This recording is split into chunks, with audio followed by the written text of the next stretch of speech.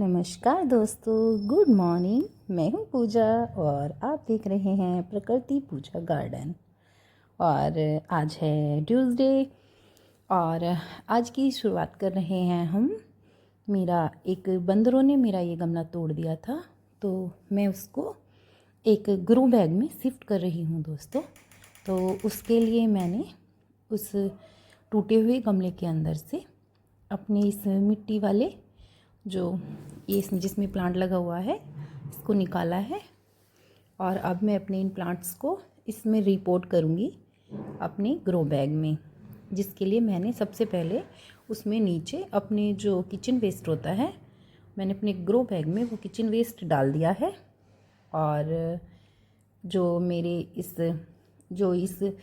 टूटे हुए गमले के अंदर जो मेरे प्लांट थे उनमें ना जो रूट बाउंड हो रखी थी मैंने उसको कट कर दिया है।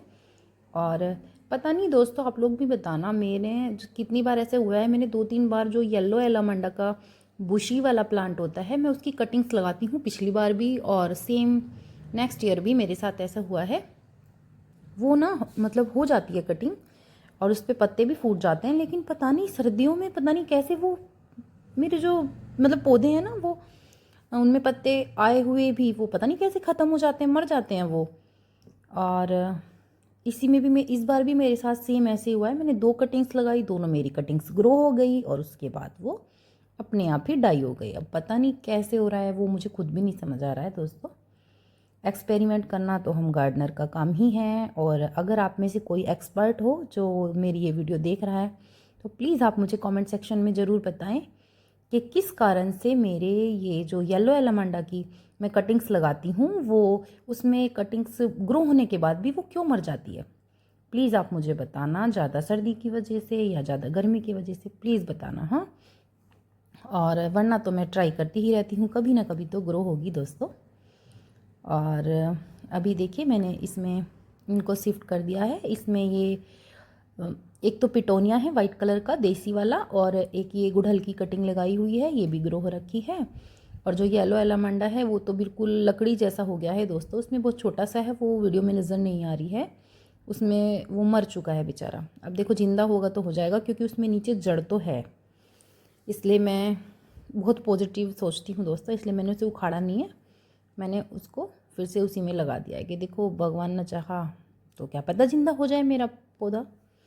और अब फिर उसके बाद मैं क्या करूँगी, मैं इसके अंदर थोड़ी सी रेत और थोड़ी सी गोबर की खाद मैं इसमें डाल दूँगी, ताकि इसकी जड़ को फैलने के लिए जो भी कुछ न्यूट्रिशंस चाहिए वो इस मिट्टी में भी फिर से मिल जाएं। मैंने इसमें डाली है किचन वेस्ट, रेत और थोड़ी सी गोबर की खाद। ये देखिए मेरा अच्छा खासा नया गमला बंदरों ने तोड़ दिया दोस्तों। और सिर्फ एक गमला ही नहीं तोड़ा, मेरा इतना खूबसूरत मेरी डेलिया के प्लांट थे दोस्तों वो भी उन्होंने उखाड़ दिए। मेरा कितना मतलब दिल दुखिया, मैं कुछ बता नहीं सकती हूँ। एक ही फ्लावर आ पाया था और बंदर आए और उसको उखाड़ के जड़ से फेंक गए। पता नहीं बंदरों को क्या हो गया है आजकल, वो डेली डेली आते हैं। एक्चुअली हमारे साइड वाले घर में एक बड़ा सा अमरूद का पेड़ है, तो वो ना अमरूद खाने के लिए आते हैं। तो उनके इस अमरूद के पेड़ के चक्कर से वो हम सब के छोटे मोटे प्लांट्स को भी खा जाते हैं। और हाँ, अगर बंदर ना भी आए तब भी गिलहरियाँ तो हैं ही, वो भी नहीं छोड़ती हैं, वो भी आती हैं और कच्ची पक्की कलियों को खा के भाग जाती हैं। और उसके बाद मैंने इसमें थोड़ा सा पानी भी डाल दिया दोस्तों। और ये देखो मैंने ऊपर से अच्छे से पानी का छिड़काव भी किया है और उसके अंदर अच्छे से पानी डाल दिया है, ताकि मिट्टी जो है खाद के साथ में अच्छे से सेट हो जाए दोस्तों। और चलिए फिर देखिए, मैं भी देख रही हूँ कि क्या ये पानी इसके अंदर इनफ है या और डालना होगा। ये देखो मुझे आदत है ऐसे चेक करने की कि कहीं ऐसा तो नहीं है कि मिट्टी में ना कभी कभी हवा की वजह से ऐसे होता है कि हमें ऊपर से वो गीली लगती है लेकिन जो नीचे की मिट्टी होती है वो सूखी रहती है। तो जो उसकी जड़ होती है ना प्लांट की, उसको न्यूट्रिशन सही से मिल नहीं पाता है। तो इसलिए हमें जब हम पानी देते हैं तो अच्छे से चेक करना चाहिए कि मिट्टी में पानी नीचे तक पहुंचना चाहिए, ना कि सिर्फ ऊपर से गीली हो जाए और नीचे सूखी रह जाए। ऐसा नहीं होना चाहिए दोस्तों। तो हमें इन कुछ बातों का ध्यान रखना चाहिए, जो धीरे धीरे हमें प्लांटिंग करते करते हमें पता चल जाता है कि हाँ किस में क्या दिक्कत है। और उसके बाद चलिए अब बारी आती है मेरे इन फ्राज बीन्स की। तो अब हम क्या करेंगे, ये देखिए इसमें फ्राज बीन्स जो भी गिलहरियों के खाने के बाद में जो भी बची हैं, क्योंकि वो मेरे बीज निकाल निकाल के ले गई थी उन्होंने, मतलब प्लांट ही नहीं उगने दिए थे, तो ये फलियां तो कहाँ से ही आती। तो जो मेरे 3-4 भी प्लांट बचे मैंने उनको इन ग्रो बैग्स में लगा दिया था। तो इनमें कुछ फलियां आई हुई हैं। अभी आज हम क्या है फर्स्ट टाइम इनकी हार्वेस्टिंग करेंगे दोस्तों। ये देखिए ये है मेरे हथियार। और बल्कि ये ना सच बताऊं तो ये मेरा काम ही नहीं आया, क्योंकि मेरा कटर ख़राब हो गया था। देखो मैं इसे काटूंगी तो ये इससे एक फली भी ठीक से कटेगी नहीं। मैं उसको वापस से रख दूंगी और फिर ना मैं खुद अपने हाथ से ही इनको तोड़ूंगी। ये देखो अभी मैंने ये लो सबसे फर्स्ट ये मैंने फ्रांसबीन की फली एक तोड़ी है, and then second one, third one.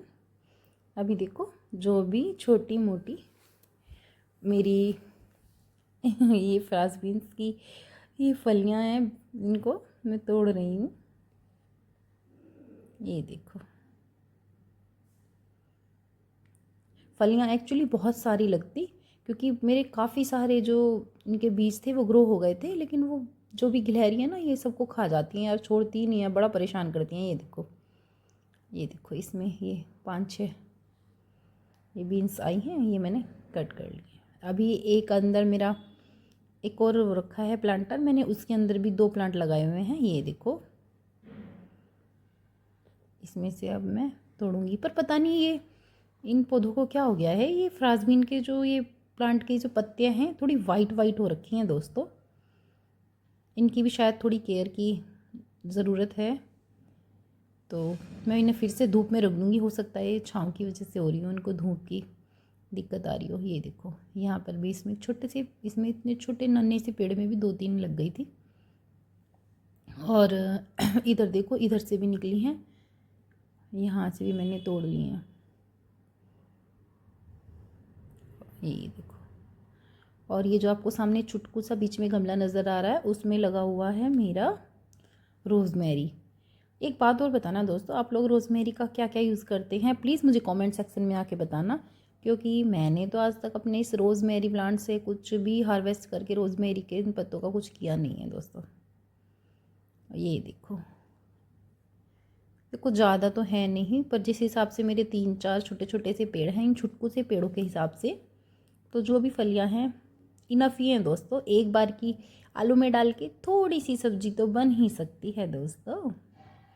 और हाँ, जब हम अपने इन प्लांट से फर्स्ट टाइम ही इतनी छोटी सी हार्वेस्टिंग भी करते हैं तो हमें बड़ा अच्छा लगता है। ये देखो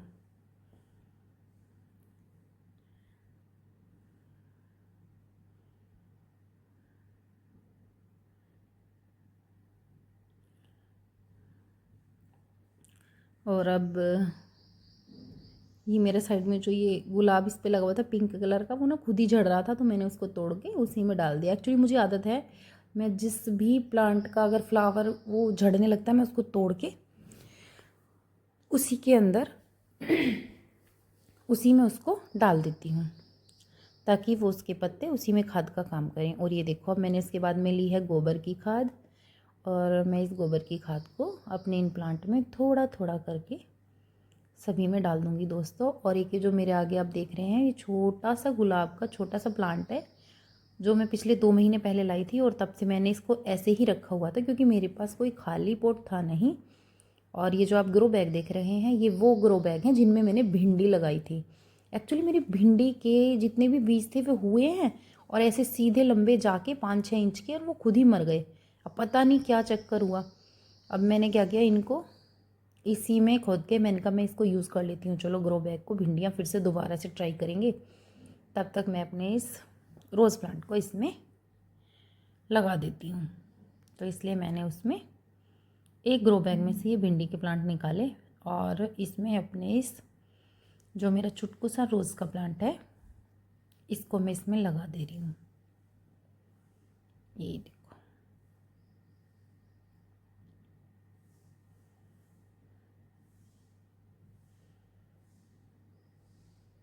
मैंने उसमें थोड़ी सी नीचे ना गोबर की खाद डाल दी है।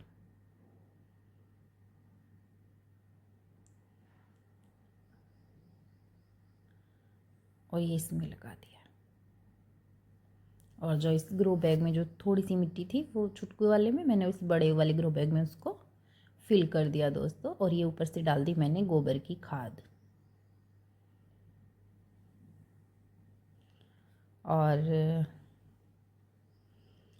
चलिए, अभी मैंने क्या सोचा है कि जितने भी प्लांट हैं जब मैं डाल ही रही हूँ तो चलिए सभी प्लांटर में दोस्तों थोड़ी थोड़ी करके मैं गोबर की जो खाद है उसको डाल ही देती हूँ।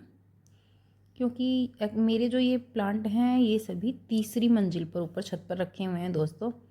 और इतनी हिम्मत नहीं होती है, एक्चुअली मेरी तबीयत भी कुछ ना कुछ मुझे होता ही रहता है, तो ऊपर तीसरी मंजिल मुझसे जाया ही नहीं जाता है बार बार। मेरे एक्चुअली पैरों में काफ़ी दिक्कत रहती है दोस्तों। मैं तो 2 किलोमीटर भी पैरों से सच बताऊँ बिल्कुल भी नहीं चल सकती हूँ। और अगर मैं चलने की कोशिश भी करूँ तो मेरा कोलेस्ट्रॉल बढ़ा हुआ है, मुझे सांस लेने में दिक्कत होती है। और पहली बात तो मेरे पैरों में इतनी दिक्कत है कि मैं पैरों से चल ही नहीं पाती हूँ, मुझे पैरों में दर्द होने लगता है। तो इसलिए मुझे तो कभी कभी लगता है कि मैं तो टाइम से पहले मुझे बुढ़ापा आ गया है। ये तो मेरे पेड़ पौधे हैं जिन्होंने मुझे ज़िंदा रखा हुआ है। नहीं, वैसे सच में मैंने ऐसा फील किया। अगर आपको हमारी आज की रिपोर्टिंग, हार्वेस्टिंग और जो भी मैंने खाद डाला वो सब आपको दिखाया दोस्तों, अगर आपको अच्छा लगे तो प्लीज़ हमारे चैनल को सब्सक्राइब करें दोस्तों और कमेंट भी करें। Thank you for watching.